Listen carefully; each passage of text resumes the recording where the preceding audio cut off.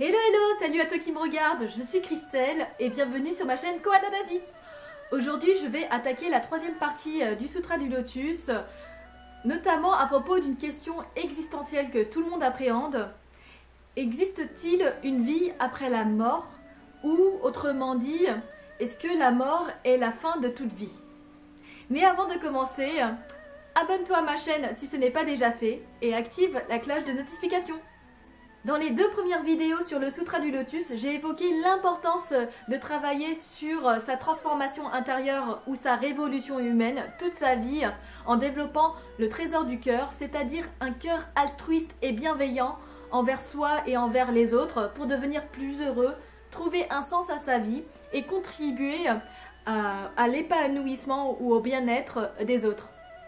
Je vais tenter de répondre aux questions que l'on peut se poser autour de la mort, mais qui n'est pas évident à expliquer par les mots ni par notre compréhension intellectuelle, car jusqu'à présent, personne n'a fait l'expérience de la mort pour nous la raconter de son vivant, contrairement au bonheur véritable et durable.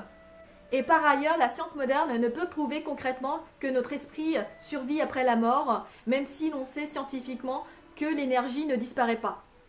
Mais mieux appréhender la mort nous permet de mieux apprécier la vie et de la croquer à pleines dents comme si chaque jour était le dernier instant de notre vie. Que se passe-t-il après la mort à la lumière du bouddhisme? Dans le bouddhisme, il n'y a pas de commencement, contrairement à d'autres croyances religieuses, tout comme l'esprit continue à voyager à travers le cycle incessant de la vie et de la mort, tantôt dans la phase active de la vie jusqu'à la mort, et tantôt dans la phase latente ou de repos de la mort jusqu'à la prochaine vie, ce que l'on peut aussi appeler la réincarnation.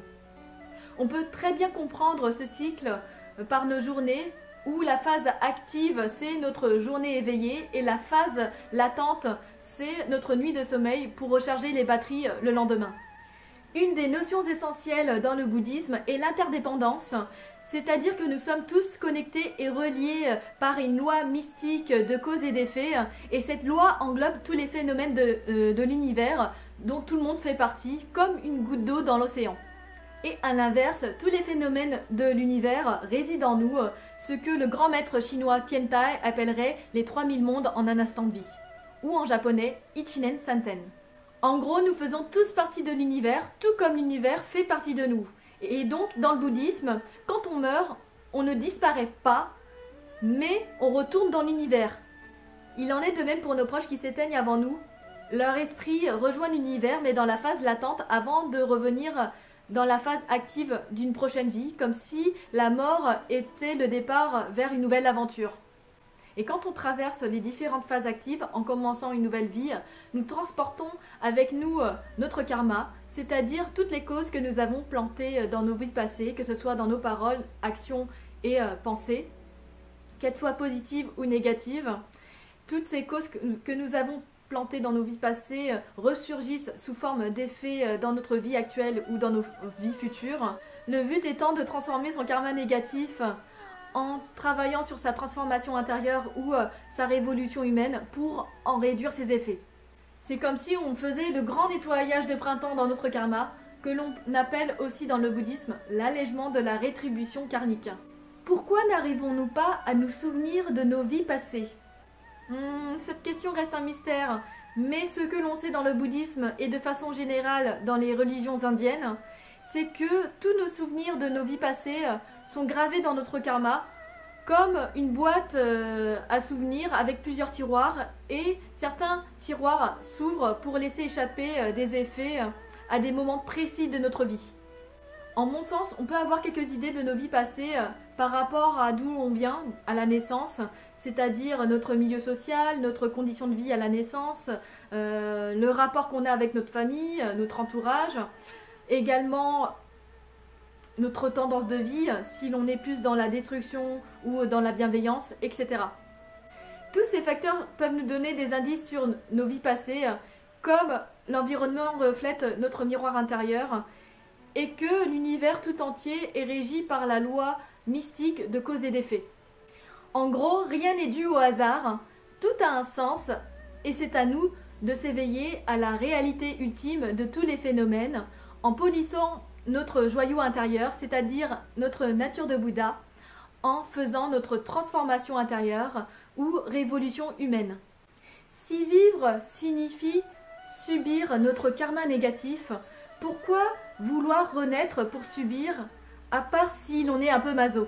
Cette question reste un mystère, mais selon les courants bouddhistes, vivre le cycle de la naissance et de la mort n'est pas forcément vu de la même manière selon les sutras transmis par Shakyamuni, le fondateur du bouddhisme. Dans le courant Theravada, par exemple, le cycle incessant de la naissance et de la mort, ou autrement appelé en sanskrit samsara, est un passage obligé pour les êtres humains non éveillés à atteindre le nirvana, c'est-à-dire la cessation des souffrances et donc l'extinction définitive de ce cycle, c'est-à-dire des naissances et des morts. En gros, la vie est souffrance et pour cesser de souffrir, il faut atteindre le nirvana en se coupant de tout désir et de tout attachement qui sont les causes inhérentes à toute vie humaine provoquant ces souffrances incessantes jusqu'à ce que notre cœur soit complètement libéré de ces souffrances. Et pour atteindre ce niveau d'éveil, il faut passer par des millions de vies, d'efforts acharnés en se coupant du monde pour y arriver. Et à l'inverse, dans le Sutra du Lotus, l'enseignement le plus abouti et révolutionnaire de Shakyamuni vers la fin de sa vie, le nirvana n'est pas considéré comme une finalité, mais comme un moyen opportun pour mener sa vie avec une grande liberté intérieure et mener les autres, en tout cas éveiller les autres à leur nature de Bouddha. Selon Nichiren Daishonin, moine japonais du XIIIe siècle qui a longtemps étudié le Sutra du Lotus, les souffrances de la naissance et de la mort sont le nirvana. En gros, il n'y a pas besoin d'attendre des millions de vies ou de se couper du monde pour atteindre le nirvana, c'est-à-dire l'état d'éveil suprême que l'on peut aussi appeler la bodhéité, qui se manifeste par une joie profonde et une bienveillance envers tous les êtres vivants. En conclusion, dans le bouddhisme et plus précisément dans le Sutra du Lotus transmis par Shakyamuni et développé par Nichiren Daishonin, chacun possède la clé du bonheur et c'est à nous de croire que rien n'est impossible, que l'on peut tout transformer dans cette vie et qu'on peut connaître un bonheur durable et véritable en faisant sa révolution humaine. Mais comme la vie ne s'arrête pas à la mort, qu'elle est infinie, nous avons du coup plusieurs vies pour tout transformer. Mais autant décider d'être heureux dès maintenant plutôt qu'attendre 10 000 ans en donnant le plus de sens à sa vie. C'est tout pour aujourd'hui. Si tu as des questions ou un éclairage à apporter sur ce thème, n'hésite pas à me faire un commentaire. Et comme d'habitude, si tu as aimé ma vidéo, lâche un pouce bleu ou dans l'idéal, partage-la. Et je te retrouve dans une prochaine. Ciao!